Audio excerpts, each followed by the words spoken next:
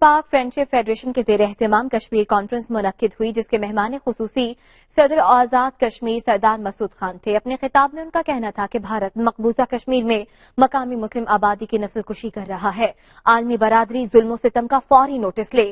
مزید تفصیلات جانتے ہیں قمر فاروق کی اس رپورٹ میں۔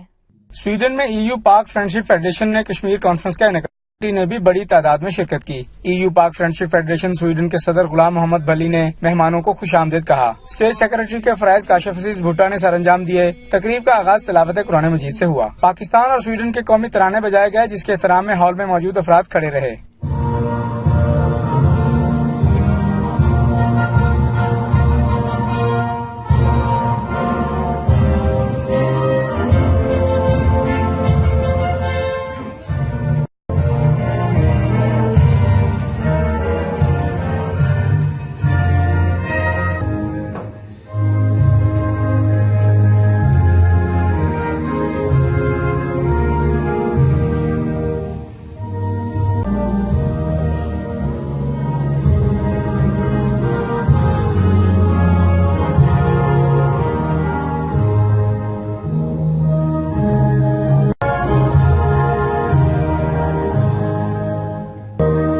تقریب سے خطاب کرتے ہوئے صدر آزاد جموں کشمیر سردار مسعود خان نے کہا کہ بھارت 2003 کے سیز فائر معاہدے کے برعکس لائن آف کنٹرول کی مسلسل خلاف ورزیاں کر رہا ہے۔ سردار مسعود خان نے کہا کہ سویڈن اس وقت اقوام متحدہ کی سیکورٹی کونسل کا غیر مستقل ممبر ہے۔ اس کی یہ ذمہ داری بنتی ہے کہ وہ مسئلہ کشمیر کو کونسل میں اجاگر کروائے۔ صدر آزاد کشمیر سردار مسعود احمد خان کا کہنا تھا، جموں کشمیر کے مسئلے کے حل کے لیے ہمیں اپنی صفوں میں اتحاد و اتفاق قائم کرنا ہوگا۔ اس مسئلے کو اقوام متحدہ اور بین الاقوامی برادری کے پاس اور دنیا کے مختلف پارلیمانی گروپ برائے انسانی حقوق مسٹر سرکن کوسے نے کہا کہ اس سے قبل سویڈش پارلیمنٹ میں کشمیر سے متعلق انسانی حقوق کی صورتحال کبھی بحث نہیں ہوئی۔ کشمیر کانفرنس میں سویڈن میں تعینات پاکستانی سفیر احمد حسین دایو اور چیئرمین EU پاک فرینڈشپ فیڈریشن چودھری پرویز اقبال لوسر، غلام محمد بھلی اور دیگر نے بھی اظہار خیال کرتے ہوئے کہا کہ کشمیر کے لوگوں کو بین الاقوامی قانون کے تحت جمہوری انداز سے اپنے مستقبل کا فیصلہ کرنے کا پورا حق حاصل ہے۔ دنیا نیوز سے گفتگو کرتے ہوئے سفیر پاکستان اور دیگر افراد کا کہنا تھا کہ سردار مسعود احمد خان کے سویڈن کے دورے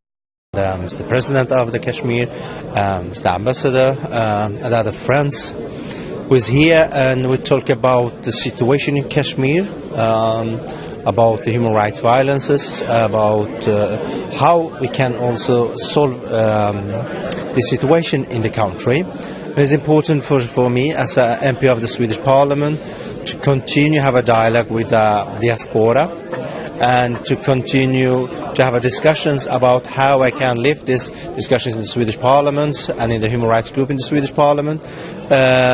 And it's very important that Sweden and Swedish media and the Swedish political parties have information about what's happening in the Kashmir. And that's why I'm thinking that this meeting is very important. It's very good that we have families and we have a lot of friends here and have a good discussions about the situation. So I'm looking forward to have more discussions and connections with the Pakistani who is living in Sweden.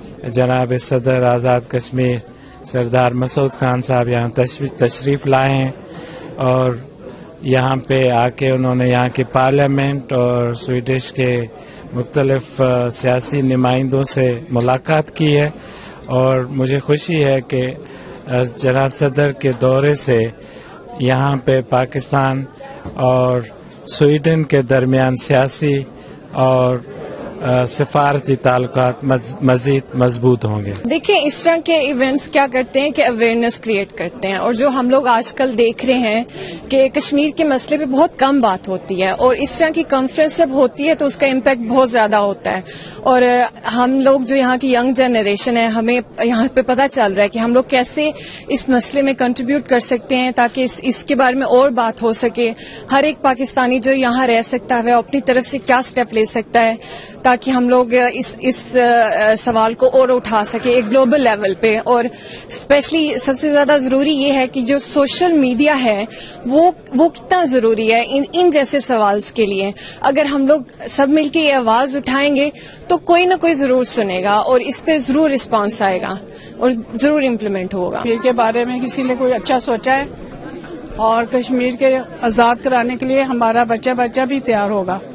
ہماری آنے والی نسلیں جو ہیں ان کو بھی ہم یہی سکھائیں گے کہ کشمیر کے بارے میں कुछ ना कुछ करें और बड़ी खुशी हुई है। हमारा जो ये मेरा जो ये कज़न है ये भी एक एक कदम हमारे साथ चलता है कश्मीर का। वो खुद भी कश्मीरी है और हम भी चाहते हैं कि कश्मीर आज़ाद हो और उनको जो अजियत मिल रही है अल्लाह ताला उनको माफ़ करे और हमें उम्मीद है कि आइंदा भी ऐसे प्रोग्राम होते रहेंगे।